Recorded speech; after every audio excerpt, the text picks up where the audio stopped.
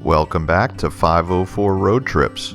Today we're back on St. Charles Avenue, this time beginning at the Uptown end at the corner of Carrollton Avenue.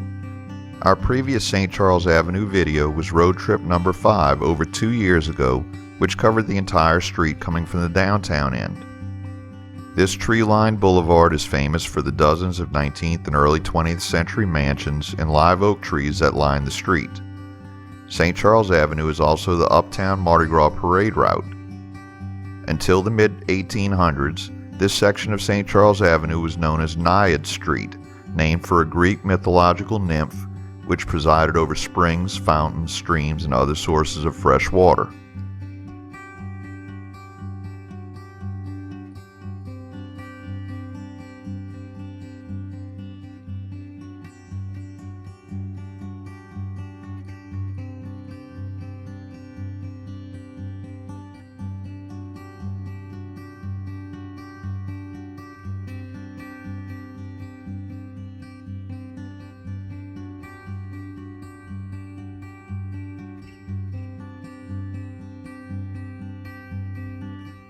We enter the Audubon neighborhood, which surrounds Audubon Park. The park, which is New Orleans' second city park, stretches between St. Charles Avenue and the Mississippi River. The park occupies 350 acres of land that was purchased by the city in 1871. The park is named for artist and naturalist John James Audubon, who lived in New Orleans in the early 19th century. Audubon Park was the site of the 1884 World Cotton Centennial World's Fair. It was developed into a park after the fair ended. In the early 1900s, part of the park became home to the Audubon Zoo.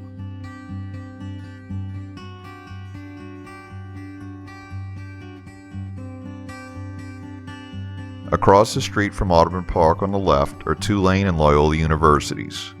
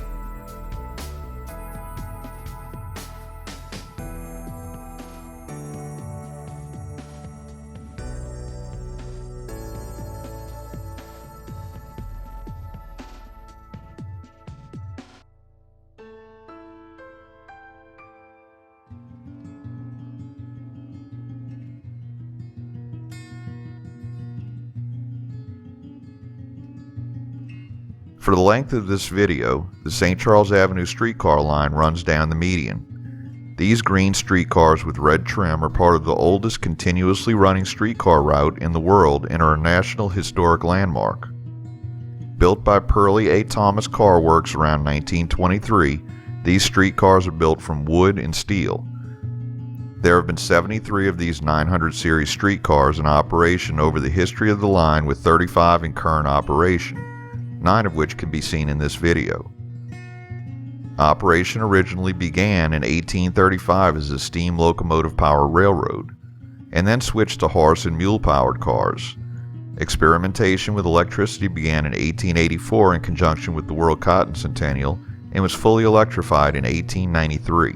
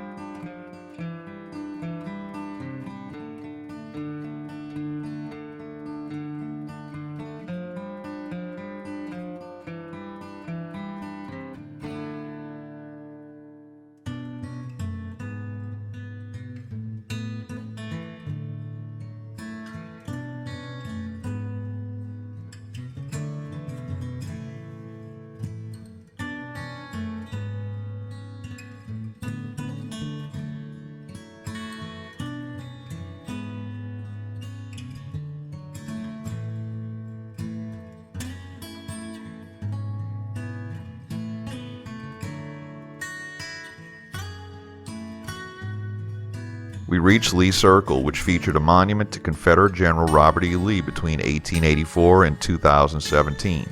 The circle was originally called Tivoli Circle, and the portion inside of the circle was designated by local ordinance as Lee Place. No ordinance was ever enacted designating the traffic portion of the circle as Lee Circle or removing the Tivoli name, although Lee Circle is the only name that's been used for the last 130 years. We conclude our trip on Andrew Higgins Boulevard, formerly called Howard Avenue. Thanks for watching. If you like this video, please give us a thumbs up, post a comment, subscribe and hit the bell icon to be notified when new videos come out, share and follow us on social media, and join us for our next 504 road trip.